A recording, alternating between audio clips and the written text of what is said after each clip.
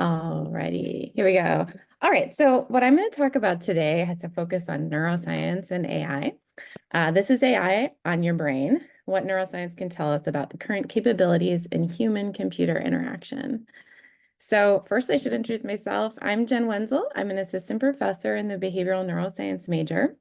Our major used to be housed in psychological sciences department, but we're actually starting our own department, which you guys will recognize when you're looking for your majors in a couple of years as the Department of Neuroscience, Cognition, and Behavior. And so in this department, we have the behavioral neuroscience major. And in that major, we study all things brain. There are several different neuroscientists in the department, and we do a lot of research on the brain using both human and animal subjects. And I'm going to talk a little bit about some related research today. So the focus of my talk is talking about the interaction between AI and neuroscience. And you might have seen headlines in the popular press recently that look like this. Artificial intelligence is learning to read your mind and display what it sees. Goodbye, privacy, right? AI's next terrifying advancement is reading your mind. You may find these headlines terrifying. You may find them intriguing. It's okay if you find them both intriguing and terrifying, like I do. So today I'm going to try to decode these headlines a little bit and talk about the reality that's behind them. I'm going to talk about first what we know about the brain, really in a nutshell, right? Because it's a pretty short talk today. What we've learned from applying artificial intelligence to questions about the brain, neuroscience questions. And finally, we'll get down to the basis, right? Can AI read your mind? Where are these headlines coming from? Is this possible? And so first, what do we know about the brain? Well, basically, the brain takes in sensory information from our environment and then puts out a motor reaction. We know that this is a purpose of the brain, right?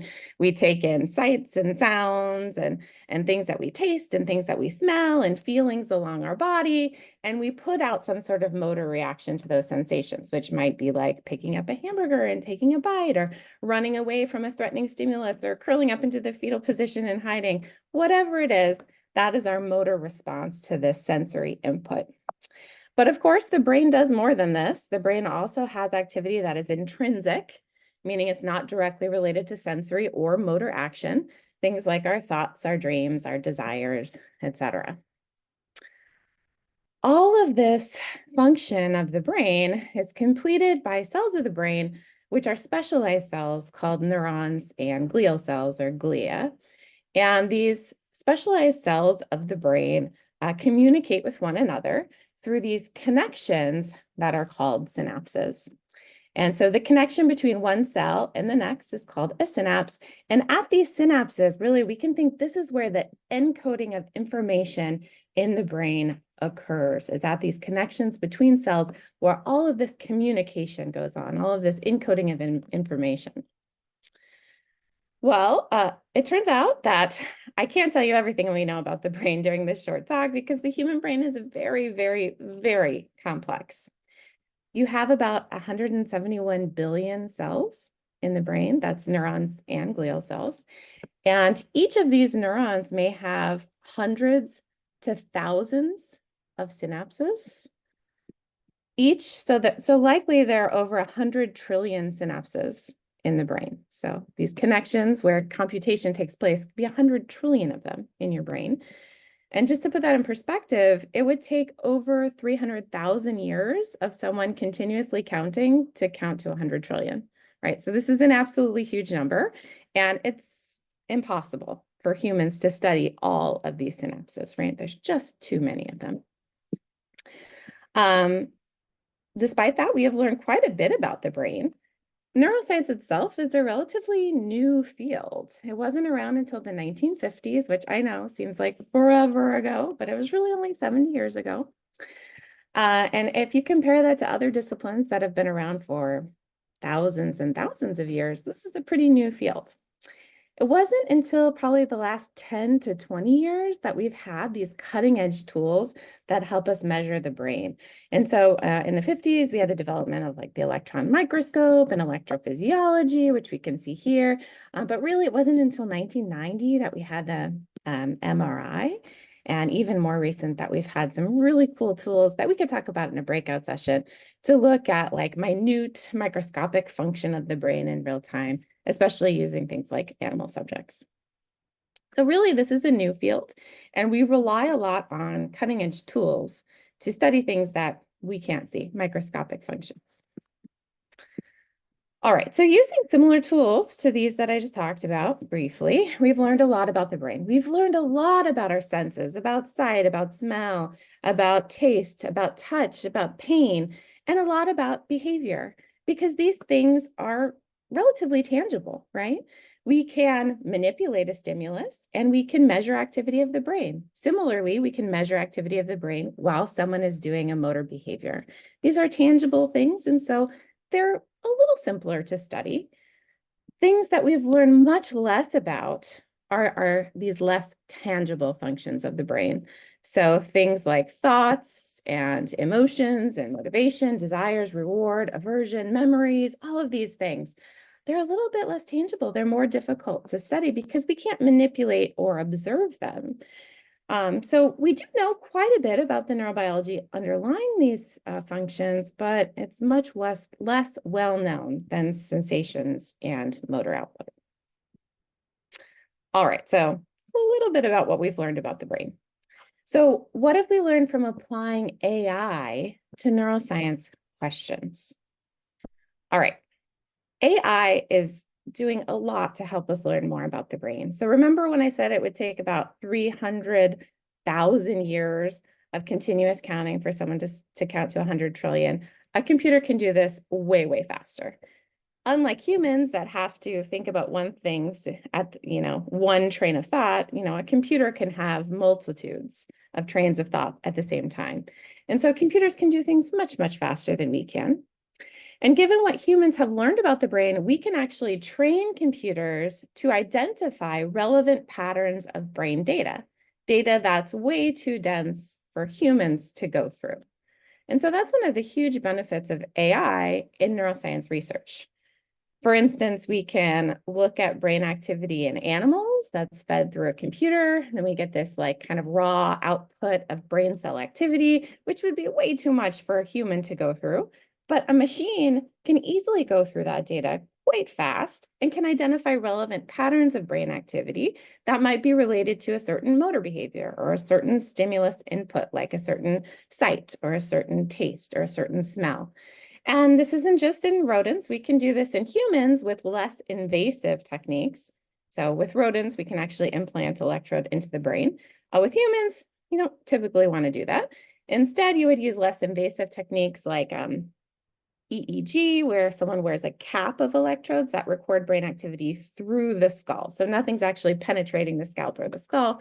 Similarly, we can get these brain activity outputs, okay, these brain waves, and then a computer can look through these data and identify patterns of brain activity in humans, again, when we present them with a certain stimulus or they perform a certain behavior, and then we can make a correlation between the two, saying potentially this pattern of brain activity is what's responsible for this motor output, or this pattern of brain activity is what we see when we get this sensory input, this sight, this smell, this sound, this taste. So using AI and its capability of identifying patterns of brain activity, scientists have developed a lot of very, very useful tools. These fall into a couple different categories: brain-computer interfaces and brain-machine interfaces. In a brain-computer interface, patients are implanted with electrodes, usually directly into their brain. So we're talking about people that are in dire need of a brain implant, not someone like you and me that's walking around. This would be someone who potentially has lost the use of their arms and legs. Patients are implanted with electrodes in the brain to pick up neural activity, and AI decodes those signals to control a computer. So essentially, the brain is used to control a cursor on a computer screen.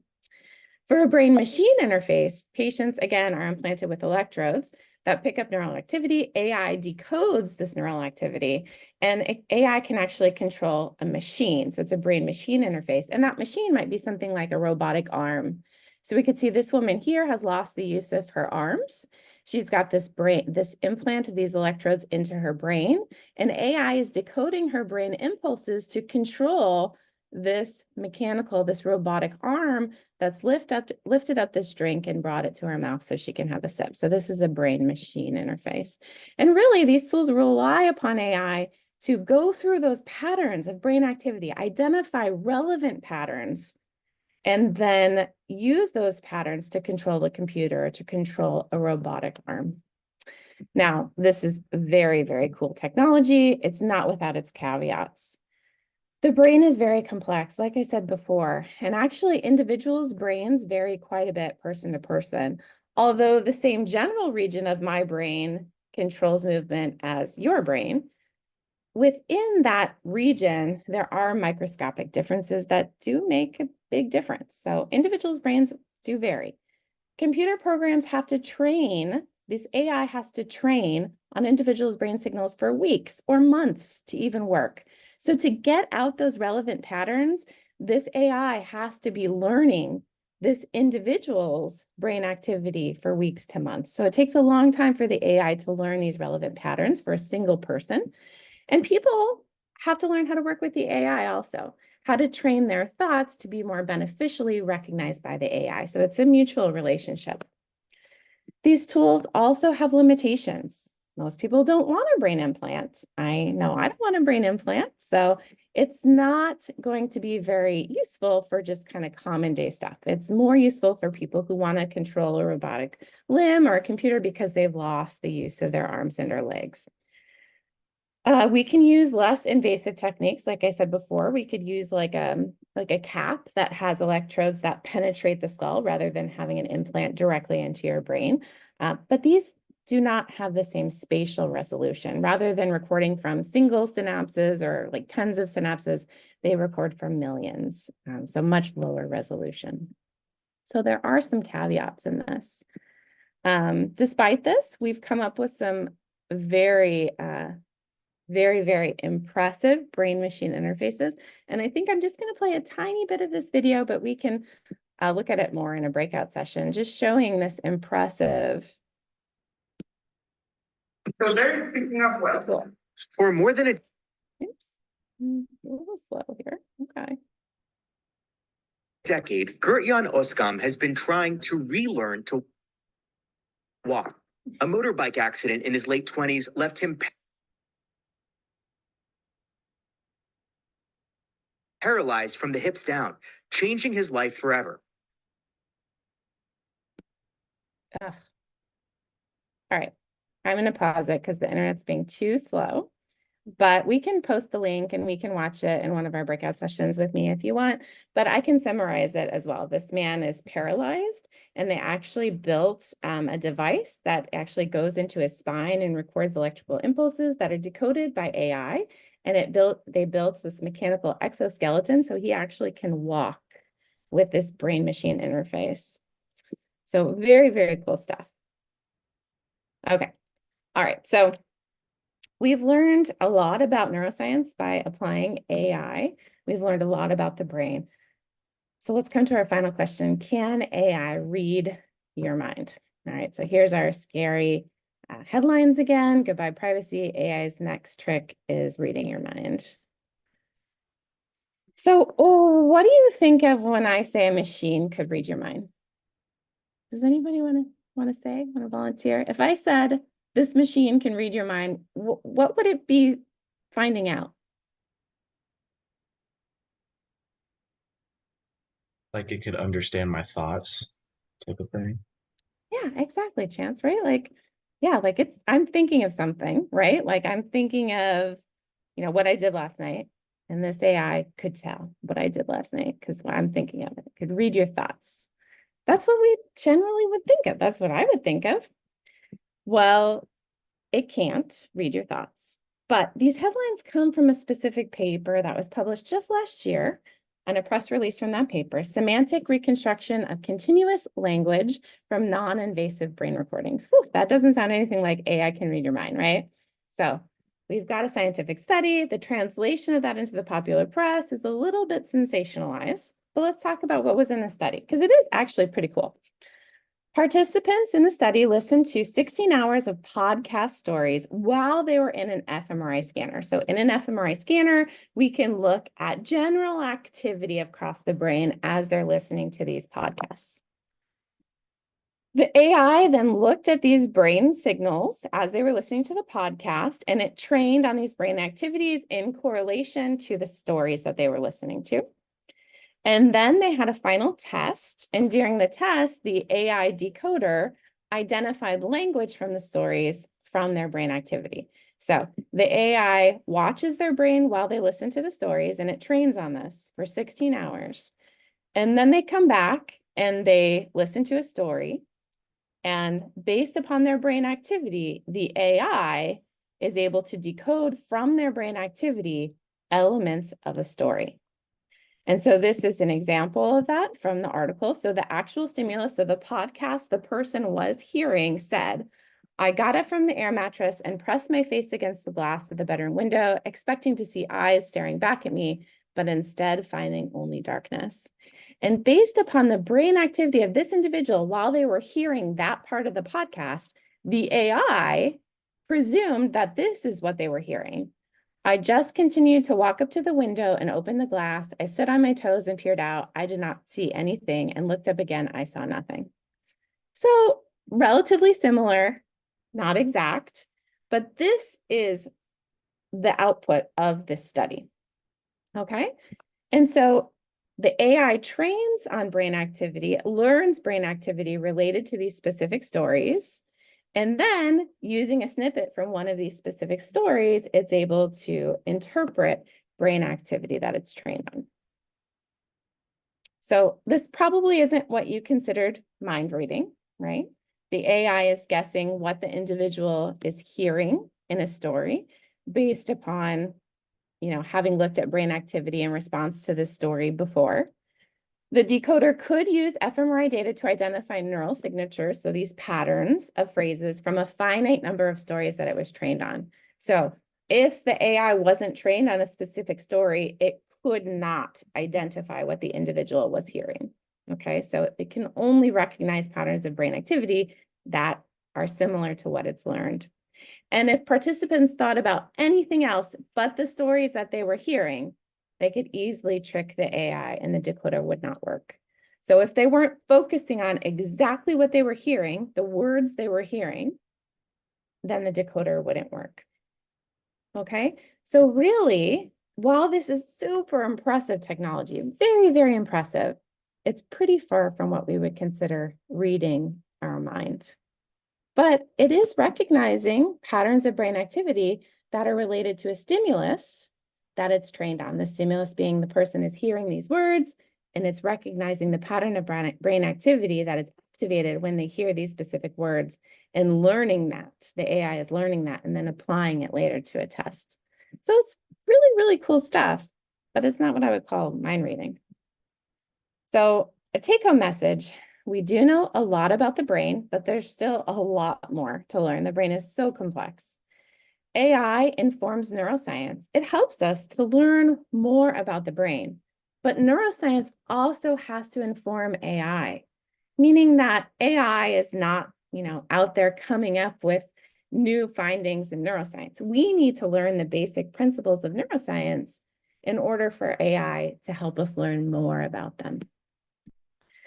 So scientific knowledge really is knowledge that is gained by observation.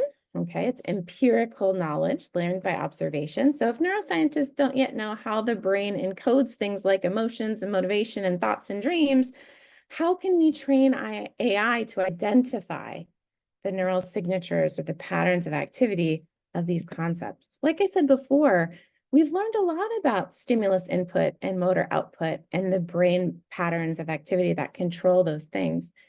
But less tangible things like thoughts and dreams and memories, those are much more difficult to study. And so we know much less about how the brain encodes them.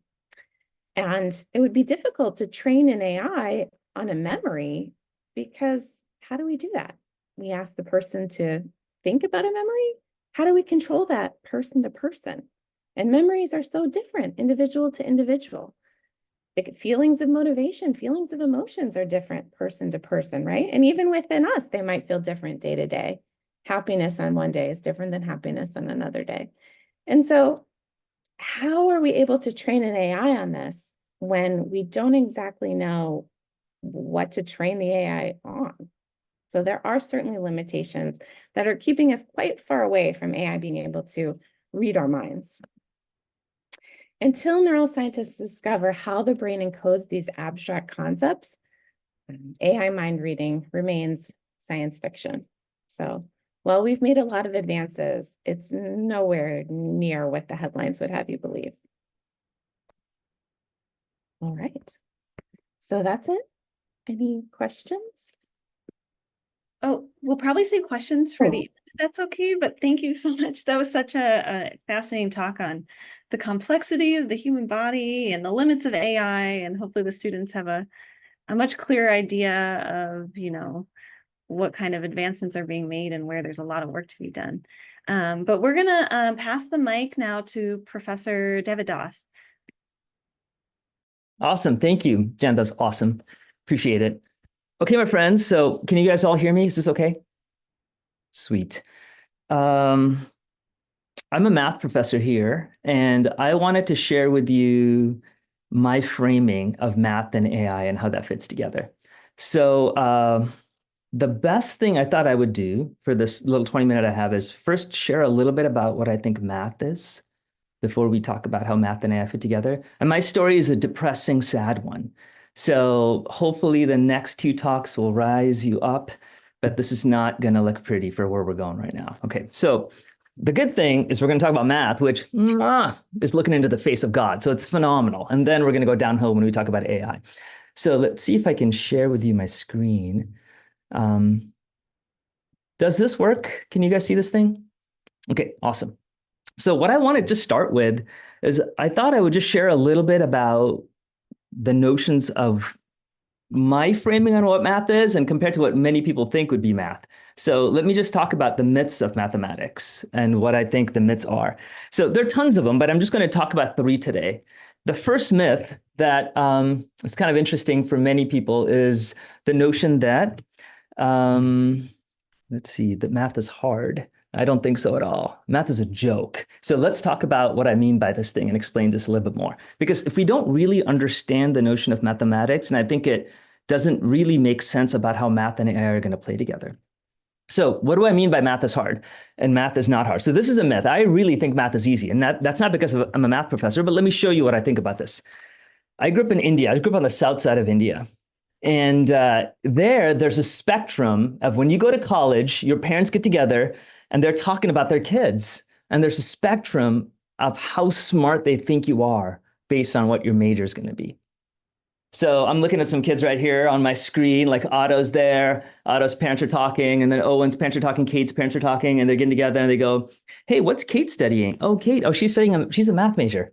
Oh, great. Good for you guys. I mean, first of all, who cares about Kate? They talk about the parents because they're the ones who did this great work. Good for you guys for getting Kate as a math major. That's awesome. What's Owen doing? Oh, he's studying history. Oh, okay, that's good. That's all right. Okay, that's good. That's good. And what's Otto doing?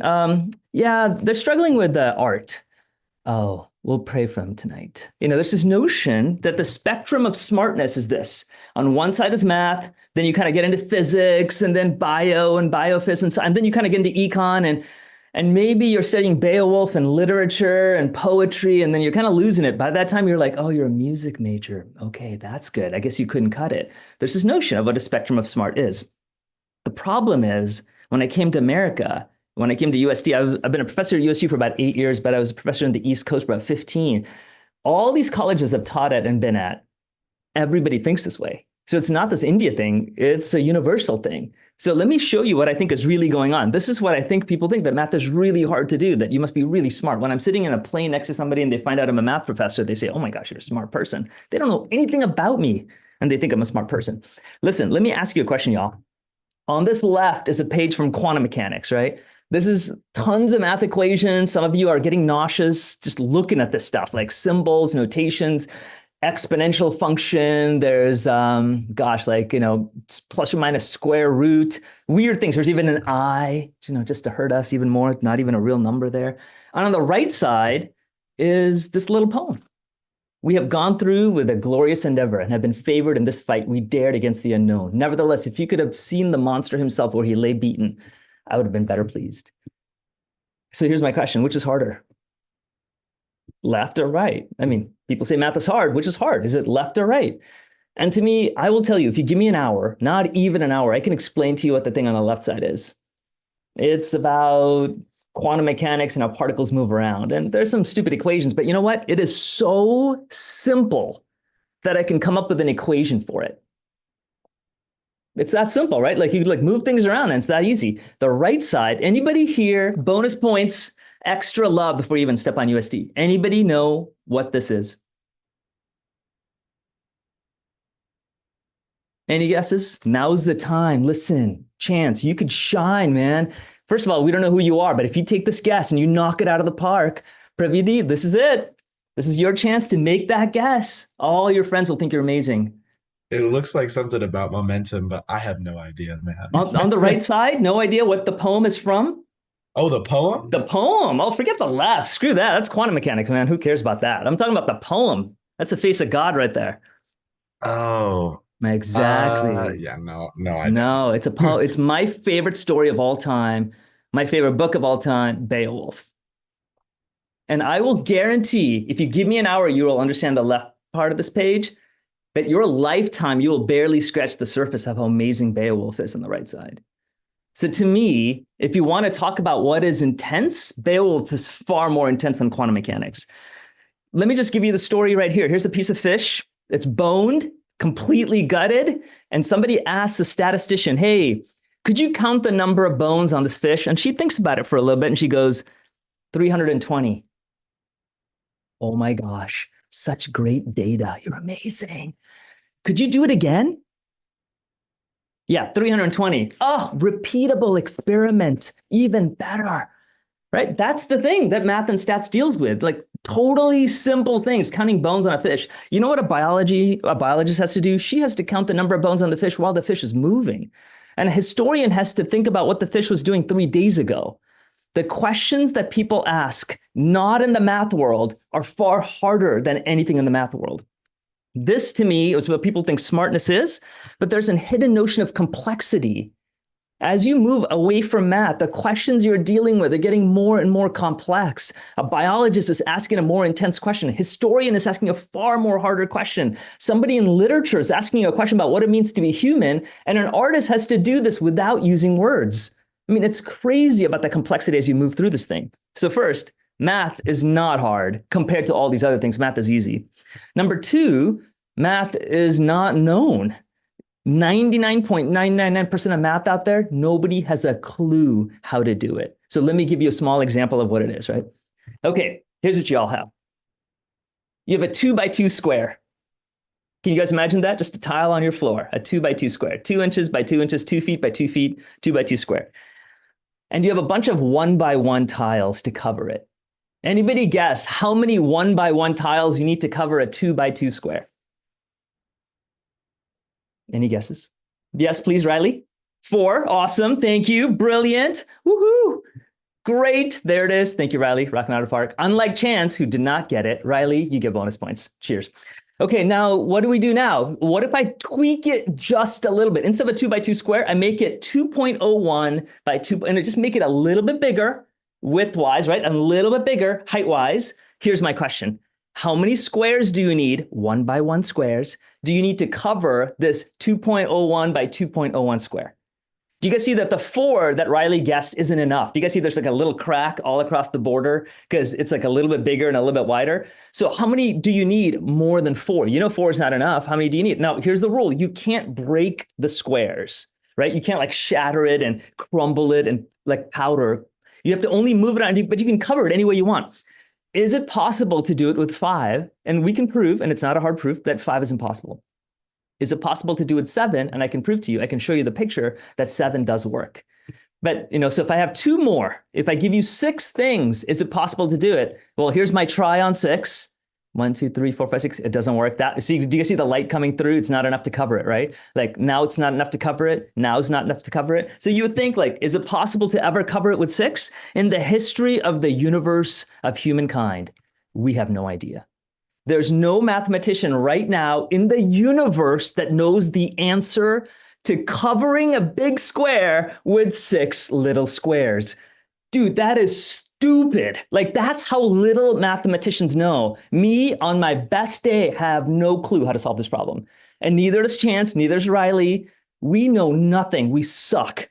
So math, if you think about it, you would think, oh my gosh, it's like all this known stuff and formulas and calculus and dude, nobody cares. It's nothing. We know so little about math. We don't even know anything about squares. We don't know anything about 6 squares. That's how bad we are. So second, math is not only easy, but math is not even known. So here's what people think math usually is, right? Arithmetic and algebra and geometry. And then if you get to like advanced math in college, you then get to like unsolved problems. And there's like a little Mount Everest top. It's totally wrong. Here's what math really is. If you know a little bit of knowing how to add and subtract, you have unsolved problems. If you know a little bit of algebra, I'll give you tons more unsolved problems. If you know some geometry, I can give you 1,000 unsolved problems. And by the time you get to grad school, the whole life, every turn you make is unsolved problems. Nobody has a clue how to solve things in math. All we know is this like little shell of an ice cream cone that we barely understand. And every ice cream filling is completely unknown. Math is completely open for the knowledge for us to take. And the last myth I want to share with you is when people think about math, they think about mind. Dude, all you need to do, if you want to think about a math problem, is like kind of stare at the board, stare at your pencil, put some headphones on. So you don't even need to know anything. You don't need to go to a laboratory. You don't need to go to an archaeological dig. You don't need to think about paintings or paintbrushes. You don't need to use your body. It's just your mind. And that is completely wrong.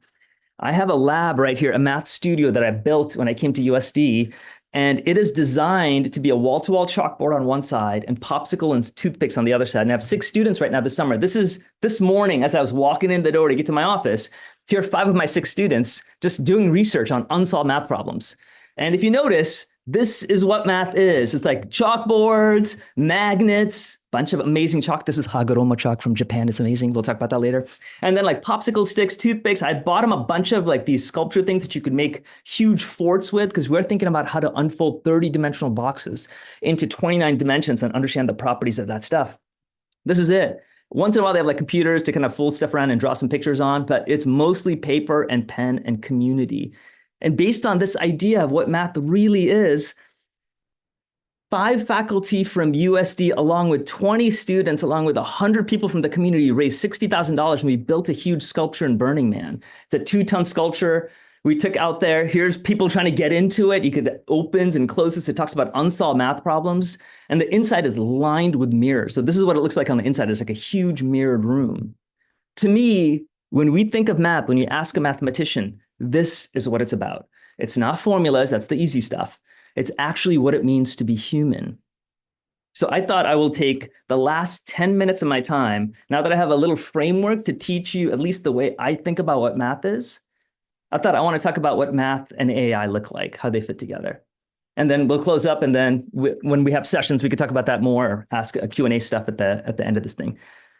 But when I think of math and AI, really it happened in 1976. But before I get to that story, I want to tell you a little conversation about what you're hearing today. Is so much of AI is driven by data, driven by numbers, driven by anything that you can code and store. And it's the simple stuff. It's not about how I'm going to get along with my wife tonight after I didn't do the dishes last night. It's not about what I'm going to talk to my son about. It's not about how kind I am as a parent or how kind I am as a professor. Those are really difficult things. It's not about how to forgive somebody who's pissed you off. It's not about how to forgive your mom when you go to college when she still doesn't get off your tail. Like, it's not about that stuff. That's the hard stuff. Math is really about the easy stuff. You can code, you can put a bunch of numbers in and store it in a data set, and you can just run through it and look at it over and over again. That's AI generation, right? It's just auto repeat of this data. To me, that's not that interesting. It's about formulas and data. In fact, Around 1970, statistics, which is a part of math, became its own branch. And computer science in the 40s and 50s, which is a part of math, became its own branch in computer science. They're all math people, and they just broke off into their own thing because it got big enough. That's great. Math made a deal with the computers in 1976. Mathematicians were trying to solve this problem on taking a map and coloring it in different colors. And the question is, if you take the contiguous US, forget Hawaii, forget Alaska, if you take the US, which has 48 states, how many Crayola crayons do you need to color each state a color so that two states that are next to each other have to be different colors? Like when I was a kid, my dream was to open one of those Crayola boxes, like 64 crayons, and you smell it. Except I grew up in India, so I had no money. So I would be like coveting the person next to me. I had like the 6-box thing, which sucked, which is better than the 4-box thing, which is better than the one that your sister gave you. But I had, my friend next to me had the 64 boxes. How many do you need? Listen, if you had 48 colors, you can color each state one of the colors. But you know what? Washington State and Florida, I can use the same color for because they're so far, but they're not touching each other, right? So I only need 47. And if you keep thinking about it, well, listen, Washington State doesn't touch Nevada, so I can make them the same color too. You can kind of save a bunch of crayons. You don't need 48 crayons.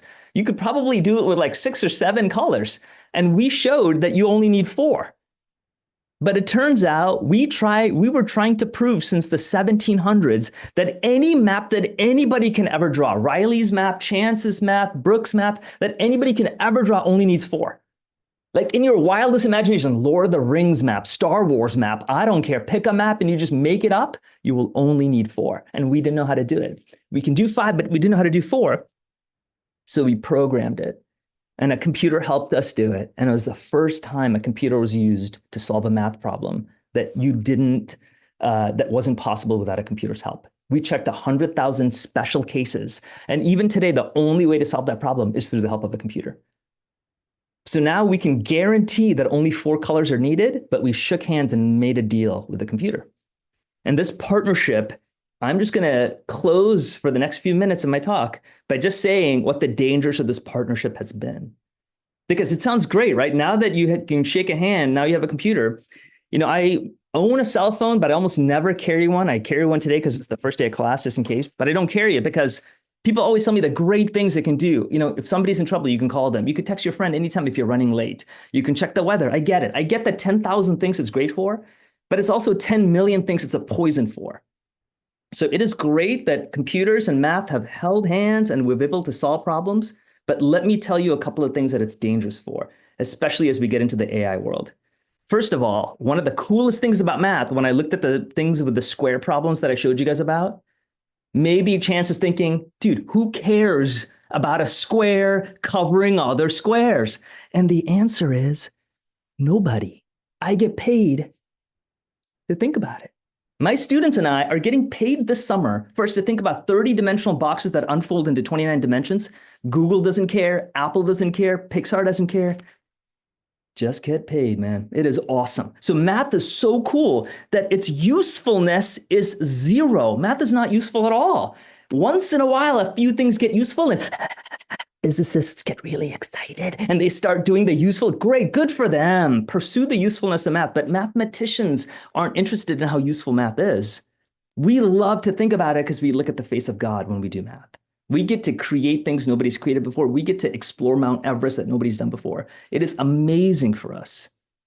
But the problem is with AI and with math and computer shaking hands, every part of math now is becoming useful, which means that every part of math is becoming weaponized. I used to do math about unfolding boxes. I just showed you guys. Nobody cares about that. You know what you can do right now? I guarantee that you could take those ideas of folding and unfolding boxes in 30 dimensions and apply it to satellites that can fold and unfold and launch missiles. That all of a sudden, these ideas in the corners of math nobody cares about is now being used and weaponized. And one of the things we loved about doing math is nobody cared about us. We just did our stuff in our corners. But now everything I do has national impact, which worries all the mathematicians. That's number one. Secondly, we always thought math was beautiful and not math was being useful. And now math is useful all the time. So now we're really nervous about that. In fact, I'm teaching a class this fall. It's an upper division class called Beauty versus Utility. And I'm co-teaching with Derek Cartwright. He's an art historian, but he's also a person who runs the art galleries. He used to run the galleries at USC. Brilliant, kind person. And we're really talking about what does it mean to talk about beauty versus utility and the tension between it. And the last thing is math has always been, like I showed you the picture with my students, has always been about community. It is no mathematician I know ever works alone. We are always working with other people. We're always getting coffee together. We're always going out for a beer, getting a pizza and talking. We're always celebrating. We're always crying. It's about what it means to be human, what it means to think about gorgeous and amazing things. And as we relegate more and more of our human work for a computer to do, we are becoming less and less human. This is what makes mathematicians nervous. So I'm just going to leave you with that gloomy note because I don't know what the story is going to look like when you turn that page. But from the mathematician's perspective, we shook hands with the devil and now we're paying a little bit of the consequences for it. We went ahead. We did this in 1970s. And we're telling the story to anybody who's willing to listen. Just be careful before you shake hands because the deal can change. Thanks for listening, y'all. Appreciate it. Thank you so much. A lot of unknowns. I hope you guys are seeing some themes between these talks. We're going to kind of pivot a little more and move to an engineering specific talk with Professor Kim.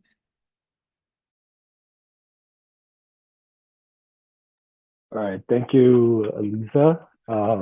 Just a quick disclaimer here. My internet at my home died this morning, so I'm in my office. I do have my 3-year-old and my 7-year-old. If you hear some whatever they're watching in the background, just excuse me, and hopefully it won't interfere. Welcome everybody. Thanks for joining us here. I'll try to make this very brief. Let me share my quick screen here. So let me explain a little bit about myself, give you a brief intro of myself. My name is Jay Kim. I am an associate professor in the Industrial and Systems Engineering Department here at USD. I've also been the chair the last 2 years. So for this talk, I want to talk about AI a little bit, but basically I want to introduce our major, what it's about and how it connects with AI. So engineering is a very broad field. The first type of engineering you probably run into, many of you probably already did some like Lego stuff in high school. It's very, I would say, mechanical engineering or civil engineering heavy. So you'll hear like gears and robots and all that, or buildings, etc. Industrial and system engineering is a lot more broad. It's probably the most broad and general engineering field out there. So the specialty or the specialization I do is very different from somebody else who's also an industrial engineer. They might be in quality engineering or human factors. So my talk, again, it's just a small spectrum of our major.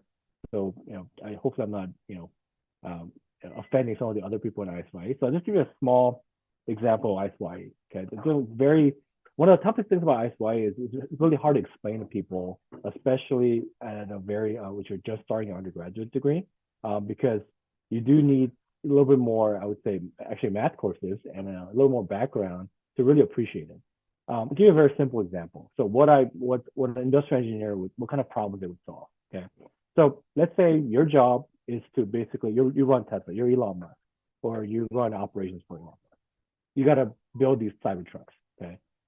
If you've seen these on the road, they're eye-catchy. My kids always stare at them and say, "Daddy, why don't we have one of these?" And I tell them they're very expensive and they look like toy cars to me, but they are awesome to look at. So let's say the Tesla Cybertruck, your goal is to produce 1,000 units per month. So if you have this, you just see them on the road, you might be like, okay, that's not a big deal. You put them together, come out of factory, they're there, right? But it's actually a very complex operation. So if you actually want to produce these and get them out of your floor and get to the consumer's hands, what are some of the variables that affect our ability to reach this goal?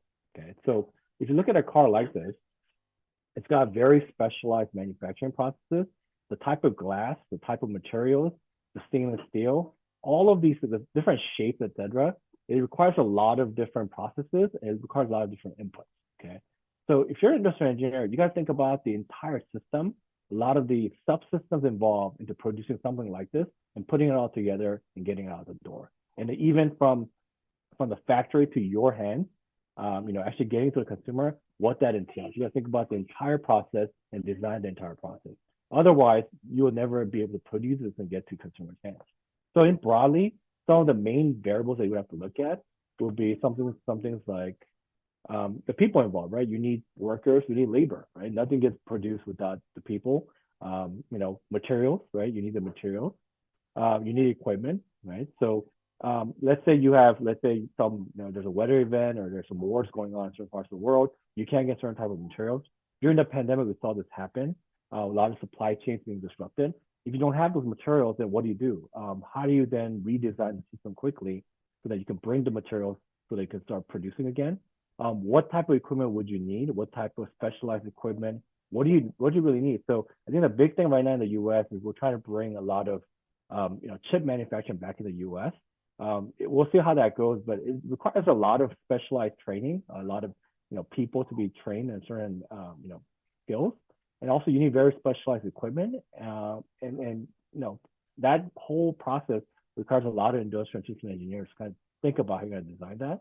And more, obviously, you need data, you need information, and you also need energy. So you have a lot of these pieces that you need to put together to get to your final goal. Okay? So in broadly speaking, industrial engineering is concerned with the design, improvement, installation of integrated systems. For example, a production plan based on labor, material, equipment, availability, and constraints. Guys, optimizing the description of materials and equipment to increase production rates, design the assembly line layout. Ultimately, you want to optimize everything so everything flows seamlessly. This is, I would say, one very broad kind of example of what industrial and system engineering does. Okay. So within industrial engineering, I am primarily focused on operational research, which is the optimization of resources. And I'll kind of skip the definition here. I think for an average person, where you can see operational research in action, it's kind of a mundane example, but I think hopefully you appreciate this. Last week was Amazon Prime Day, right? It was a big day for a retailer. I think it was about $14 billion over the 2 days. 220 million products were sold. Okay, so if you're Amazon, it's a big day, right? And if you kind of think about it, you probably see these trucks around your house or wherever you are all the time. They deliver your packages every single day. The whole infrastructure involved in getting whatever you're buying, like avocado slicers or toasters or whatever you're buying. I'm sure you guys are buying a bunch of stuff to get ready for school. All of those things have to be packaged and be delivered to your door in a timely manner, in a very efficient manner, right? Okay. So I can give you more statistics later, but I'll just give you a very simple example here. So if you're running, I'll just pick UPS here, but it could be any of these logistics companies. Let's say you have 9 different drop points or 9 different homes you have to deliver to. Okay. How many ways can you deliver 9 packages to 9 different homes? Okay. I'll give you one example. So this is one possible path, okay, of visiting all of these 9 places and delivering your 9 packages. Okay. How many ways can you do this? This is a math that we could actually solve, unlike the last talk. This is a solvable math question. Think about it. That's just 9 homes, right? Probably 9 homes on a block, right? If they're on the same avenue. Probably easy to drop them off. Any guess on how you can deliver, how many ways to deliver these 9 packages, these 9 homes? Any ideas? Nope. Okay. I gotta, let's see. Someone in the chat here. Zigzag. Well, you can't even, yeah, sure. There's many different, you could zigzag, etc. So I'll give you one number here. So just for these 9 nodes, it's 362,880 possible routes. Okay, 9 factorial. Okay, an average UPS truck that does about 120 drops each day. And there's about more than 50,000 UPS trucks out there on the road right now. Okay, if you ever look at any of those UPS drivers, they have a handheld device. They use what's called an Orion system to tell them exactly what to do every single day, every single second in real time. Tells them exactly what to do. Okay, it's actually 9 factorial to get to this answer. So yeah, this just for these 9 drops, there's 366,880. And so just imagine average 120 packages, 50,000 drivers. So it's trillion. If you do the math, the possible combination for an average UPS day is trillions of options. Okay. So for Amazon last week, when they did that big Amazon Prime, what they're dealing with right now, a few days after, is they're dealing with basically trillions of combinations, different ways to basically distribute all of the packages so all of us get whatever we ordered on time. Okay. So this is, it's a lot of different, things you have to think about. Okay. I'll give you another very simple example too. This just happened, literally happened last Friday. Okay. So you're talking about which one is the best route and how do we know? How do we know which one's the best option? And how do we know? Last Friday, hopefully none of you are negatively impacted by this. There was the CrowdStrike issue, right? There was a bad software, and then it made an update on a lot of Windows systems. It was actually not a Windows problem; it was the security software problem, and it created major issues, right? Last Friday, I think it was on Friday, about 8.5 million Windows computers disabled, caused a lot of delays in airports, etc. Airlines, banks, hospitals, business, and government agencies, they were all impacted. A lot of stranded flyers. Hopefully you weren't one of them. The only kind of negative impact that I felt was I couldn't order my Starbucks using the mobile app. That was really the only impact I had. But some of you were stranded. I'm sure it was a terrible experience. More than 1,800 U.S. flights alone, so this is just in the U.S., were canceled. 9,000 were delayed. Tens of thousands of passengers stranded or delayed. Okay, so of course this is a terrible event. I think this is the biggest IT outage in history so far. As an industrial engineer, someone in operation research, of course, you want to design the systems so these things don't happen. But I think the bigger question for me is if I look at the situation right after on Saturday and Sunday, how do you rebound from this outage, basically? How do you rebuild from this crisis? Okay. So if you're, for example, Delta Airlines, and you're in charge of basic operations on the whole airline network, what is the best recovery plan for you? For example, which flight should be rescheduled or rerouted? Which flight crew should be assigned to which flights? So you got to think about this as a gigantic network, right? People are stranded in one part of the country. Your crew is also stranded, right? And you have a limited number of planes. You have a limited number of hubs you can access. You have a limited number of terminals. How do you then get basically thousands of passengers that need to go from point A to point B? Many different combinations, right? They could be going from LA to Dallas, then to New York, or from LA to Denver to somewhere else. You have all kinds of combinations. You have limited resources, right? What is the most effective way to get back on track, basically, over the next 2-3 over a week? What does that plan look like? Okay, so can you kind of imagine how many different combinations of options you would have in this situation? If you're running even a small airline, let's say, but let's say if you're Delta or anywhere, really, how many different options you have? There's probably trillions and trillions of different ways to come up with a solution here. Ultimately, you need to get everyone back on track, right? Okay. So if you were to try this on your own, okay, or try to kind of optimize the traditional methods, you can do it. It'll just be very, very more difficult, and it'll take a very long time. So I'll give you an example here. So the way you kind of think about this is one way to solve this is to kind of simulate all kinds of options and see what the best option is. Okay. So I'm going to allude to this, make a reference to Infinity War. I didn't realize this is already 6 years old, but there's a scene in this movie that kind of illustrates basically what someone like me, I don't literally do this, but what I would do. Okay.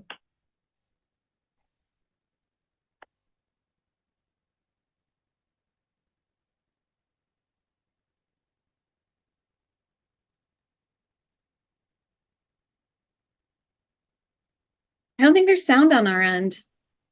Okay, let me reshare with the sound.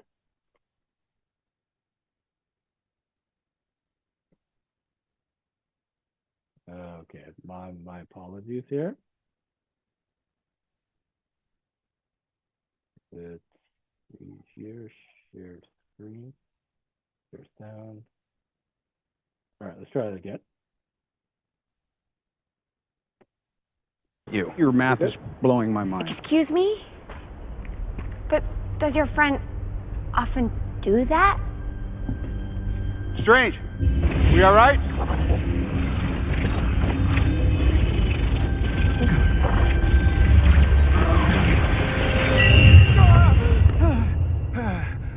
Be back here. Hey, what was that?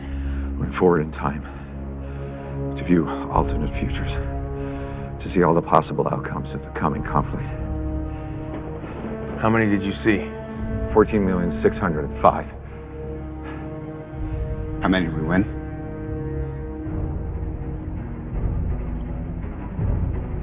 One. So basically, yeah, there's all kinds of ways to kind of come up with a solution for that. What is the best solution? How do you basically solve this problem? Okay, so hopefully I kind of understand that problem. Broadly speaking, operations research engineers and industrial systems engineers improve systems and processes by making them faster, accurate, efficient, effective. This often results in automation culture. So I'll be very honest, for an industrial engineer like myself, for operations research especially, this whole AI kind of buzz for us is kind of like, it just brought the 10-year framework down to about 5 years. That's what it meant for us. It really didn't really like, we weren't really like, I would say I wasn't really like, surprised, because this is really the world we live in, or the world I'm in. We're always trying to make things better, faster and accurate. Because if you look at the whole universe, one thing that's constant, for everyone here is there's one resource that everyone basically, there's one finite resource that everyone's always trying to basically, use efficiently, and that's time. That's not going to change, right? So we all have limited time. We're all going to die at some point, right? So, if you look at broadly, you want to make things as fast as possible, accurate as possible, as efficient as possible, and you're trying to come up with a very effective solution. So with the growth in AI, it's really just making our jobs better. Really, it's helping us do things even faster. A lot of the things that it took us a long time to do, we can do it a lot quicker. We can explore a lot bigger problems than we did before. We were limited before on some of the scopes, but now we can expand them even more. And it's going to help us even more. So for us, this has been a great, remarkable breakthrough, I guess. But for it was just a shifting of the time frame from 10, 15 years, a little bit shorter now. It's kind of inevitable in our world that this is going to happen. But we do kind of always think about, so for an industrial engineer, we do focus on how to make things more efficient and accurate, et cetera. But there is also this big human component to it. The effective or best solutions are not always the fastest, accurate, efficient. A best example of this is the way we build our healthcare system. The most efficient healthcare system is not necessarily the most effective.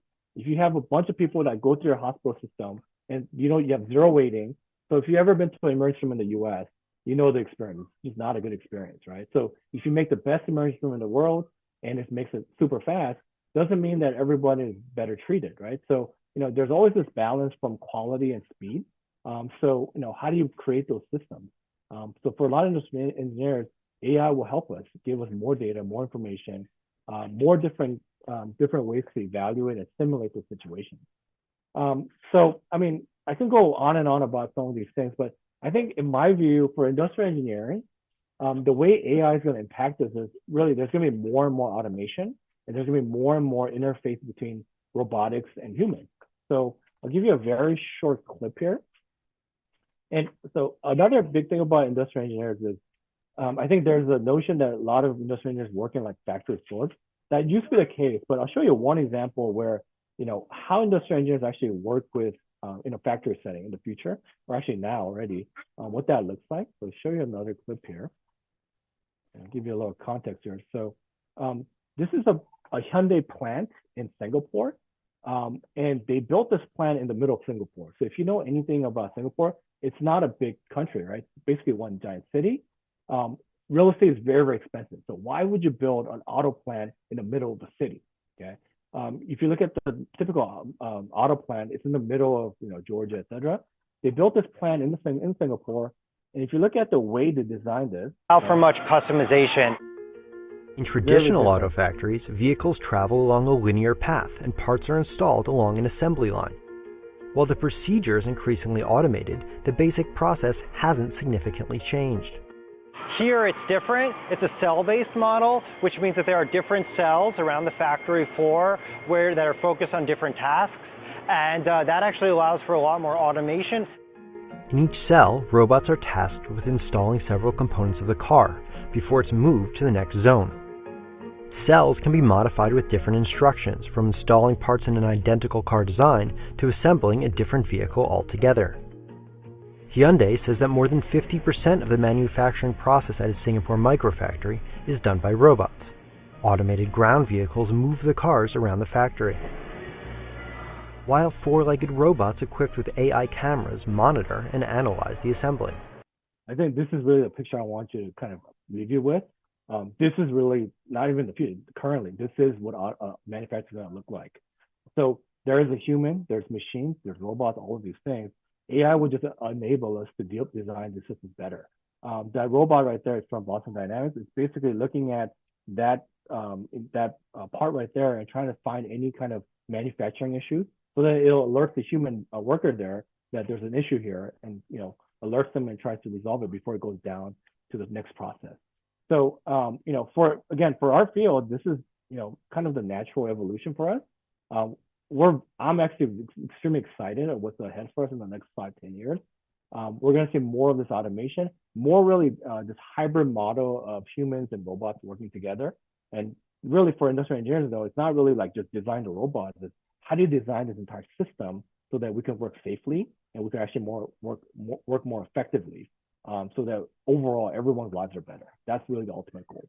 Okay, so I'll just leave you with this here. I think that's enough for today. Aliza, tell me, is that enough, or do you need me to go further? Oh, only if you have stuff to add. We have an hour, so it's up to you. If if you have more, agree. If not, that's fine too. Well, I guess broadly speaking, so so everyone, I guess most of the people are high school graduates coming into first year in USC. I just give you kind of a broad kind of advice here, unsolicited advice here. So AI will definitely make things, you may think in firsthand that some of these kind of skills you're gonna have to learn are kind of like irrelevant now. Especially, I'll give you one example. Recently I started teaching the first level programming class. And one reason I want to do that was I think there's this misconception that, ChatGPT or any of these programs are going to help you program. They'll definitely help you program, but it's not going to actually replace your programming ability. So some of these fundamental skills that you need to use these tools effectively, you need that you need that fundamental. So someone like me, when I code right now, I use Copilot all the time, right? But it's because I know exactly what I want, and it really allows me to create things very quickly. But if you're just learning how to program, if you're relying on that, it's going to be very, very difficult for you to actually gain the mastery that you need to get to the level. Another analogy I use here is the way you think of AI is just another tool, right? What you want to be is a master chef. Okay, you want to be a master chef. Okay, if you're a master chef, you've done all of these kind of like the nitty-gritty tasks, like chopping up onions, making these simple dishes, right? If you haven't done those things, you don't understand how those flavors mix, right? You're never going to be chopping onions as a master chef anymore. You're going to be making recipes, right? How do you know that your recipe is going to work if you've never actually touched these ingredients with your hands, right? It's the same way. AI will allow you to create recipes very quickly, create architecture very quickly, but you can only do it effectively if you actually understand how all of these things come together. So you can't just leapfrog those tasks. There's line cooks, there's sous chefs, etc. Unfortunately, it'll help you get there quicker, I think, but ultimately you do need those fundamental skills to get there. Writing is one of those things. Communication. I think a lot of people think, oh, just let ChatGPT. For a trained eye, you can tell immediately whether it was generated by a bot or human. It's very, very easy. As a human being, you just know, right? You've seen enough samples, you just know. So don't neglect these kind of fundamental skills like writing skills, because ultimately that's a communication skill. Okay? One of the biggest skills that a lot of engineers lack, I would say, is communication skills. A lot of engineers cannot communicate properly. I might be one of them, honestly, but so having good communication skills is extremely effective. So it's important. So do not neglect some of these kind of courses and these core skills that it may seem kind of irrelevant for you at the time. Only in hindsight it'll make sense to you. Like, oh, I kind of understand why learning these basic skills is so crucial for me. It'll make sense at hindsight. I know I sound like an old person saying, I am an old person, I guess, saying that, but I appreciate a lot more that I went through those, those difficult tasks, because now it's just easy for me to connect the dots now, and I can utilize these powerful tools at my disposal. So hopefully all of you have a great time and be successful at USC and Alwyn as well. I think the amount of tools that are going to be available for you are going to actually continue to grow very, very quickly. But the core set of skills are still going to be there, that you have to master those skills to really be effective. I think that's it, Elisa. Awesome. Thank you so much, Professor Kim. I definitely second what you just had to say. And, there's a lot of rhetoric about AI replacing humans and humans in the industry. And I think your talk really showcased how it can enhance, but you need that hybrid. And same with those core skills. Like, like Dr. Terrell said the first week, if a bot can do your job, then it's probably, not going to bode too well for you. But, at USD, you can make yourself as competitive as possible. And with the core, especially, learn all of these different skills that may not necessarily seem super relevant to what you want to specialize in at the time, but they will come in handy down the line. So, all right, this brings us to our last speaker today, Professor Mira, and then we'll open it up to Q&A. Okay, hi everyone. Let me share my slides with you. All right, so my name is Casey Mira, and I'm an assistant professor in the Department of Political Science and International Relations. And my area of focus is East Asia, China in particular. And today I'll be discussing AI and the future of international security, with a focus on the intensifying tech rivalry between the US and China. And I'll also be drawing on some core concepts in international relations, which is basically the study of how state and non-state actors interact with each other. And a major topic that many scholars in IR study is the causes of war and conflict. And, throughout history, the emergence of new technologies, from tanks and armored vehicles to nuclear weapons, have had profound implications for not just how wars are fought, but when and whether they even occur in the first place. And AI, many believe, will be no exception, right? So how is AI changing the international security environment? And how is the rivalry between the US and China, right? The US is the established world power, China is a rising power. So how is this rivalry and the dominant frameworks that we use to understand this rivalry impacting international cooperation on AI, and at what cost? These are just some of the international relations or IR sort of questions that I'd like you to think about today. So from the US's perspective, rapid advances in AI present a range of security challenges. As Secretary of State Antony Blinken, I'm sorry, forgot to turn off my phone. As Secretary of State Antony Blinken has stated, the US, along with China and other leading world powers, are currently in a race to develop and deploy AI, which, as Blinken says, has the potential to shape all aspects of our lives, from where we get our energy, to how we do our jobs, to how our wars are fought. And because of the massive potential for AI to shape all aspects of global politics, the US and China, for that matter, have a national interest in being at the forefront of strategic technologies, right? They both have an interest in winning the AI race.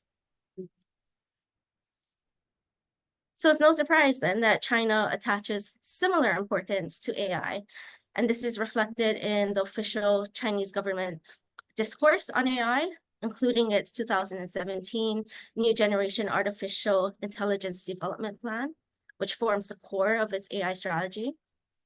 And in this plan, AI is described as a strategic technology that is critical to enhancing national competitiveness and protecting national security. And China's leaders have set the goal of becoming a world leader in AI by 2030, right? Not too far from now. And they see AI as critical for continued economic growth, as well as its ability to move up the value chain in manufacturing, which is necessary for it to become a high-income country. And so this is crucial because it feeds into the need for China's leaders to maintain legitimacy. And this is because their legitimacy rests upon the promise of continued economic growth. So for China, being a world leader in AI is not just about national security, but it's about regime security as well. And Xi Jinping, China's leader, reiterated these very same points last week at the third plenum, which is a major political meeting that happens once every 5 years.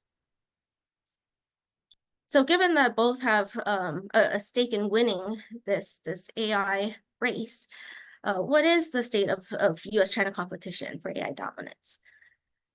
Well, China no surprise, right, has been investing heavily in its AI capabilities. And so this chart here, it reflects the emphasis that it has put on research and development. And over the past decade or so, China has actually far outstripped the United States in terms of the number of academic papers on AI that it produces, especially in the areas of image recognition and generation. But what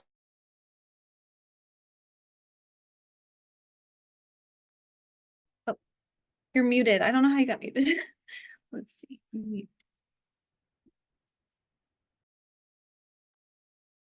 Sorry, I don't know how that happened either.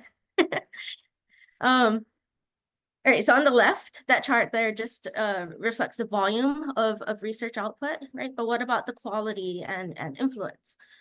Well, in 2020, for the first time, China overtook the United States in terms of AI-related academic citations, or the number of times that other researchers have referenced Chinese publications.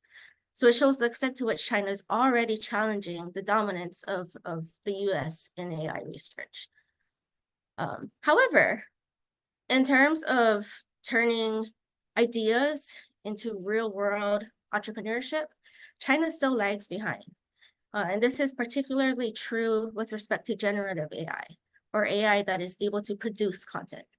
Right? The US continues to pioneer new technologies. Right? OpenAI's ChatGPT is a case in point. But it's worth pointing out that only a few months after ChatGPT was released, Baidu, which is China's leading internet company, released its version of ChatGPT, known as ErnieBot. Although ErnieBot is seen as far less clever. So when it comes to generative AI, China has a long way to go. But China is widely seen as a leader in fields such as image and facial recognition. Okay, so maybe on balance, the US seems like it's winning the AI arms race against China. But I would invite you to take a step back and question whether this framework, right, this so-called AI arms race, and this is a framework that today dominates policy circles in both DC and Washington. I'm sorry, DC and Beijing. I would just invite you to think about whether or not that framework is even appropriate for today. Because this framework harkens back to the Cold War, when the US and Soviet Union were locked in an arms race in which both sides tried to one-up the other in building the most nuclear warheads. You can see if you look at a chart on the top that the Soviet Union eventually won. It eventually accumulated more warheads than the United States, but at great economic cost, eventually contributing to the internal collapse of the Soviet Union. Right? So maybe there's a lesson in that. But there are also two important ways in which technology competition today over AI is completely different from the past. First of all, competition over AI is not zero-sum. Right? In other words, advancements in AI by the United States don't necessarily come at a cost to China or vice versa. It's possible that both sides can benefit. And indeed, people around the world can benefit from developments in AI in areas that promote economic growth and public well-being. Right? Paraplegics everywhere can benefit from the sorts of advancements that Dr. Wenzel talked about, for example. And second, this Cold War era framework overlooks the extent to which both countries are technologically dependent on each other. The US and China are part of a globally intertwined ecosystem. And this is very different from the US and Soviet Union during the Cold War. US tech firms, for example, rely heavily on Chinese manufacturing technologies and Chinese-made hardware. And what's even more problematic about this framework is that winning the AI arms race is often understood to mean achieving dominance in all areas of AI. And this is a very tall order that ignores the fact that each country has its own comparative advantages. Right? So is trying to achieve dominance in all subdisciplines in AI critical to national interests? Is it even desirable? Well, a Cold War mentality precludes us from even asking those questions. Right? But fortunately, as students at USD, you have the space and tools to take a step back and think critically about dominant frameworks like this. And when doing so, I think it becomes quite clear that this kind of mindset can increase the chances that policymakers in both countries may mishandle AI risks. And it can also breed a reluctance to govern AI, which could mean that civil liberties are more likely to be sacrificed in the name of national security. So for example, here in the United States, big tech is already making the argument that privacy regulations and restrictions on data collection could hamper our ability to compete with China. And this mindset could also clearly lead to missed opportunities for joint AI development, right? Especially as scientists and researchers in both countries come under pressure to stop collaborating with one another. And moreover, this approach to AI feeds into the already intense security dilemma that currently characterizes US-China relations. And the security dilemma is a core concept in international relations that describes how one country's effort to make itself more secure paradoxically end up causing another country to take measures that leave both sides less secure than they were in the first place. So for example, the US might acquire AI-enabled weapons, which will in turn cause China to invest in its own AI weapons capabilities, and that in turn will leave the US less secure. Right? So this dynamic acts like a spiral, with each side becoming more anxious and less secure in the long run. Now, while the so-called AI arms race is likely to leave the US and China less secure, we can understand why each side feels the need to win this race if we think about AI's national security implications. Right? And one set of concerns emerges from the vulnerabilities that come with being so mutually dependent on each other. So for example, for AI systems, semiconductors are absolutely essential. These are those tiny silicon chips up here that our computers and all of our smart devices need to process data. China supplies many of the raw materials needed to make these. The US specializes in design, and Taiwan, South Korea, and Japan manufacture them. And because there are so few players in the game, it's possible that China, for example, could be cut off from critical supplies. And given that its manufacturing, military, and other capabilities depend on these inputs, that makes China incredibly vulnerable. Other risks that come with interdependence include espionage and sabotage.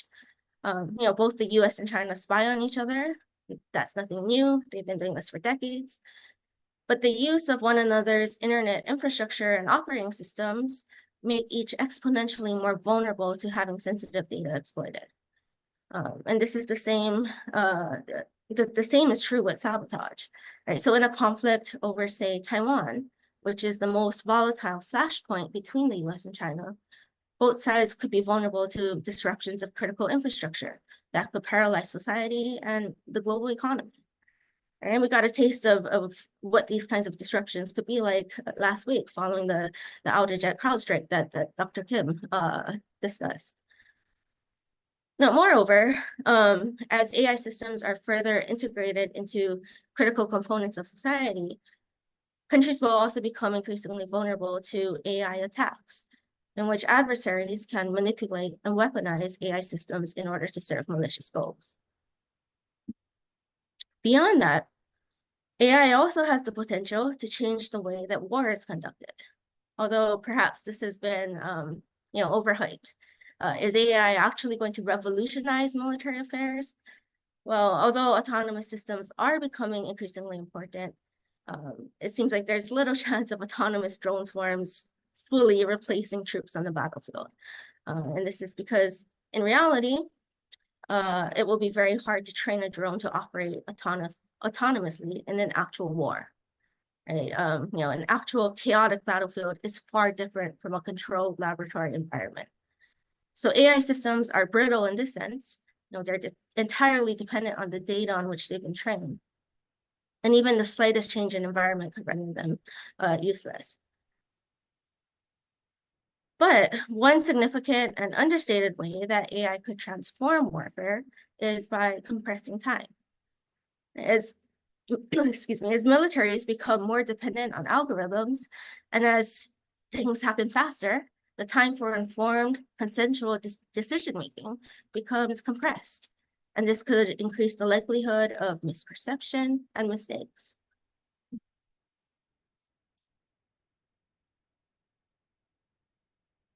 Indeed, we are currently witnessing the use of AI in warfare in Ukraine.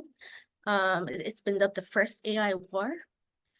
Ukraine, which is outgunned by Russia, has turned to AI to seek an edge. The Ukrainian government has embraced contributions by the private sector with regard to using AI-trained software to automatically track and shoot targets. But Ukrainian AI developers have been very careful. They've built in certain constraints, like the requirement that a human soldier make the final call in determining whether or not to shoot a target. But, right, it would be very easy to design software without that requirement. So that obviously raises all sorts of ethical questions. And the accessibility and affordability of these weapons also raises all kinds of other concerns, because clearly it's not going to just be wealthy great powers like the United States and China that can develop these weapons, but also weaker states and non-state actors, including terrorists.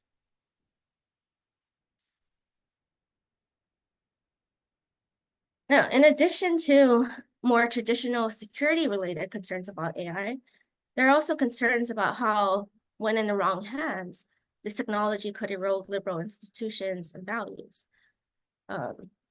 So in China, AI is used to bolster its surveillance state. It's used for internal order and security. So if you visit China today, you will see dozens of CCTV cameras on every street corner. You'll see them on buses, outside of stores, outside of school gates, on traffic lights. They're everywhere. And because the Chinese population is so large, right, 1.4 billion people, AI providers have access to enormous pools of data. And as such, surveillance algorithms are continuously improving, such that soon anyone who enters a public space could be instantaneously identified and then matched to a sea of personal data, from text messages to social media posts to travel records, past purchases, etc. Right? So it's not hard to imagine the costs to civil liberties. And in China, those who pay the steepest price are those who pose a potential threat to the regime. Right? So political dissidents and ethnic minorities. In Xinjiang, this is a province in Western China that is home to the Uyghur minority group. China's surveillance state is especially robust. The government has invested billions of dollars into building a high-tech surveillance network there. So if someone is tagged as a potential threat, the system will trigger an alarm whenever that person leaves their neighborhood or enters a public space. And so China's leaders have really embraced the use of AI to predict and prevent terrorism and crime, right, to identify those who pose a potential threat to the regime. So these people might not even have existing criminal records. They might have never done anything wrong. They might have only downloaded a passage from the Quran onto their phones, for example. So this claim of being able to identify and apprehend pre-terrorists and pre-criminals is what the government has used to justify the forced detention of millions of ethnic Uyghurs in concentration camps, where they have been forced to renounce their religious beliefs and undergo re-education programs. So all of this, I know, sounds quite dystopian, right? But why should we care? I mean, we live in the United States. We live in a democracy where civil liberties are valued and protected. Well, China has emerged as a major player in the exportation of surveillance technologies to countries around the world. Now, the US also sells this technology to other countries as well, but the affordability of China's systems makes it particularly appealing in the developing world, especially in other authoritarian countries or countries with weak democratic systems. So, given what's at stake here in terms of national security and liberal values, right, how should the US approach the intensifying competition with China over AI? Well, the approach that the US has taken, and China for that matter, is currently one of techno-nationalism, which in turn fuels the perception of an arms race. So techno-nationalism, it involves the use of policies that promote innovation at home and protect domestic firms from foreign competition, with the aim of enhancing national power. And so for the US, the embrace of this framework has involved responding to China's AI advances by pursuing a tech decoupling. Right? This has involved trying to disentangle supply chains and reduce our dependence on China. And the US has done this by implementing export controls of advanced inputs like semiconductors and banning the use of Chinese tech hardware and infrastructure here at home. And many see these measures as necessary, right? And again, if you think that every advance by your adversary comes at a cost to yourself, right? If you think in zero-sum terms, then you're bound to view winning the AI arms race as absolutely crucial. But the downside is that decoupling, by definition, undermines cross-border collaboration. And AI advancement, especially here in the United States, has depended on human ingenuity, raw materials, and labor sourced from around the world. Right? AI is truly a global endeavor. Moreover, techno-nationalism involves adopting policies that risk harming global tech supply chains.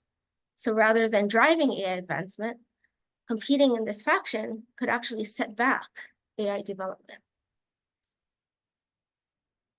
And from an international relations standpoint, this kind of thinking could also lead to what's known as self-fulfilling prophecies, right? By fueling the perceived need for an arms race. So the more that leaders in the US, for example, treat China like a tech adversary, the more China will become one, and vice versa. Right? And as competition continues to spiral, both sides will become less willing to engage in dialogue and to cooperate. And they will thus become more vulnerable to AI-related accidents that could undermine national and international security.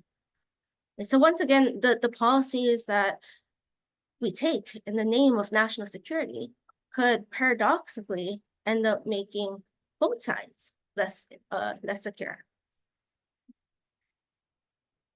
So how can we ensure, that we make ourselves more rather than less safe? Well, the key is to figure out how to compete in a way that still allows for much needed collaboration and cooperation.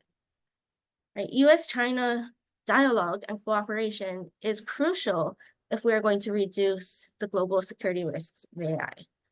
Right? As the two most powerful countries in the world, both need to take the lead in coming up with ways to avoid unintended military escalation and the proliferation of AI-enabled weapons. There needs to be some sort of international governance mechanism to ensure that AI-enabled weapons are operated in accordance with international laws and norms. So dialogue is crucial. But again, this AI arms race framework undermines that. And of course, these countries also need to reach consensus on things like, what sorts of targets and types of data should be considered off limits. And the sooner we reach an agreement on these kinds of questions, the better. Because once these technologies become integrated into military plans and doctrine, the more difficult it will be to restrain their uses. But again, unfortunately, techno-nationalism makes dialogue on AI governance a politically very difficult thing to achieve. And so as we experience major technological change, there is an urgent need for international cooperation and for critical reflection and scrutiny of the dominant Cold War-like frameworks that we're currently using to understand geopolitics.